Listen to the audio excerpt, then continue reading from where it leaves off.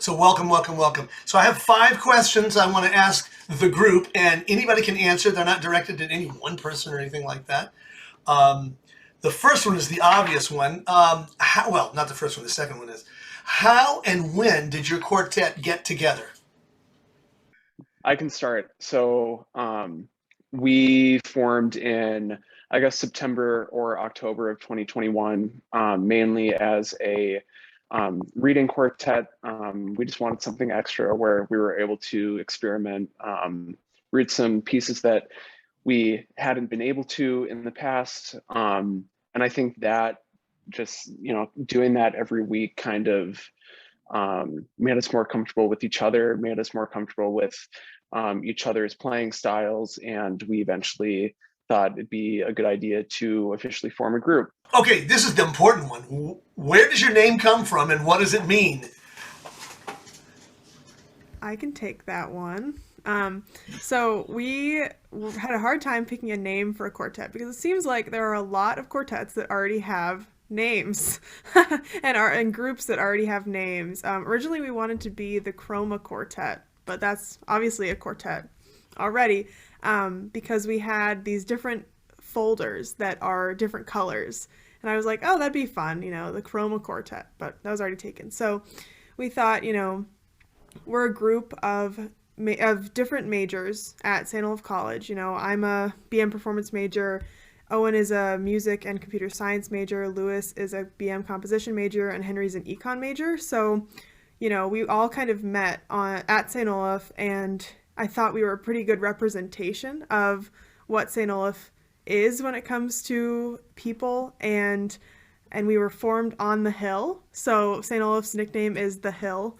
And so we were like, well, the Hill Quartet, that could be cool. Hill was already taken. So we said, okay, well, we got a plan B. And we decided to call ourselves the Hoyde Quartet because St. Olaf has a Norwegian background. And we thought, okay, Norwegian, St. Olaf, let's do Hill in Norwegian. And so Hoyde means hill in Norwegian because we met on the hill. And that's kind of a typical saying is, oh, we met on the hill. So yeah. That's kind of the backstory. Excellent backstory. Very clear and understanding. Thanks for doing that, Grace. Now, how did you select your repertoire? Obviously, we have a required piece, which I'm going to ask you about in just a minute, but how did you come to the other 2 pieces on your program? Answer for the Bartok. So myself and Grace were in a quartet prior to this, and we played the second movement of Bartok 2, and it did not go well, to say the very least. But it was still in both of our fingers. We still both had a decent grasp of how the piece went. So we figured, why not try it again? But this time, good. So that's one of the major reasons we picked Bartok 2. And the rest of the piece is also just very neat. It's very representative of, I think, what our various styles and performance capabilities come from, early 20th century, that kind of modernist, very ambiguous, but still with a focal point. I think that kind of music. And coming from the composer in the group, that's probably a good direction for you too as well. Owen, how'd you come to the other piece? The Mendelssohn was something that we kind of just stumbled into. It was a recommendation by another faculty member at St. Olaf.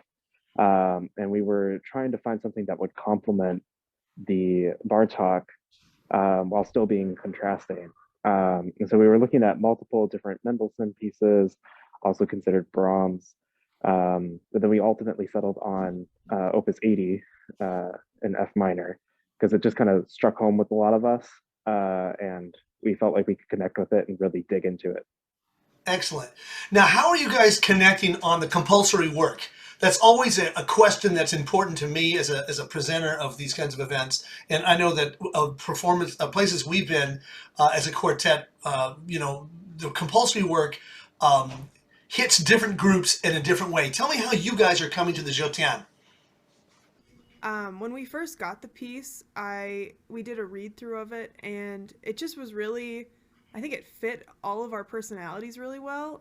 In terms of a piece of music, I think that we all have a kind of a favoring towards pieces that are semi-complex but also sit well in the ear and in the hand, to a point where it's not, abrasive, but it's fun to play. And I think that we just had a really good time reading it for the first time, and then we were coached on it and have been working more and more on the nuances of the piece. So the technical aspects, I think, was a really good match for our group. Everything seems like it's technically, it's a technical match, and then the expressive part is something that we're continuously working on. So I think the Bartok has a lot of like these like tempo flexibilities, these tempo changes, and the Jotan has a lot of those same things. There's like constant, just like tempo fluctuations, constant slowdowns, etc.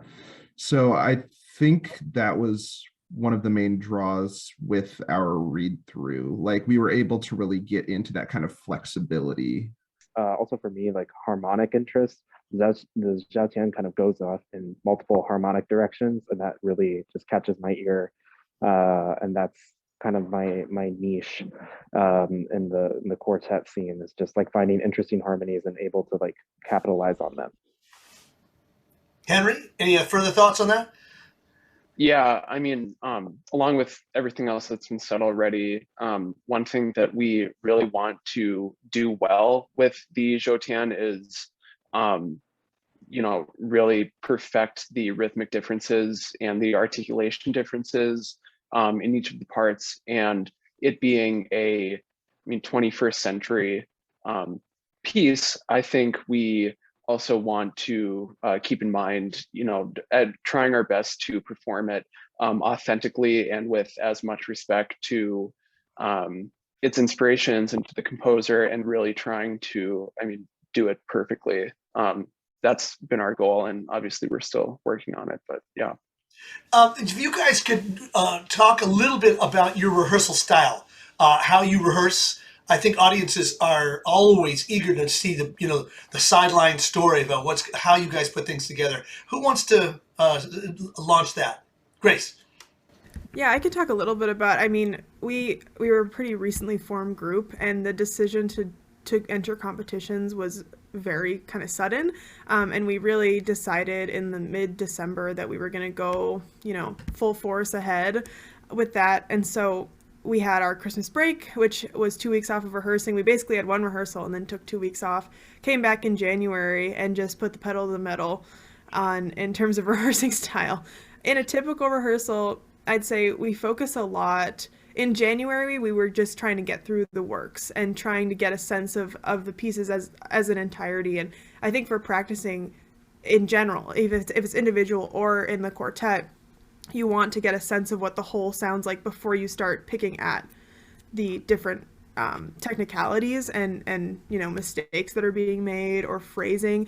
So we tried to get the musical picture of both pieces first, and then we went more in depth with each movement. And we were lucky enough to have quite a few members of St. Olaf faculty listen to us and give us their different opinions. So we were able to get perspectives from, winds and brass players and string players and pianists. And that was super helpful in our rehearsal process, especially over the month of January, just because we were able to kind of pick and choose what we wanted to put into our music instead of just, taking everything in one ear out the other, or just having everything super internalized. So I think that in the rehearsal process now we're much more looking at the detailed work of what we're doing in every rehearsal, and picking one movement and even one section of one movement to really hone in on.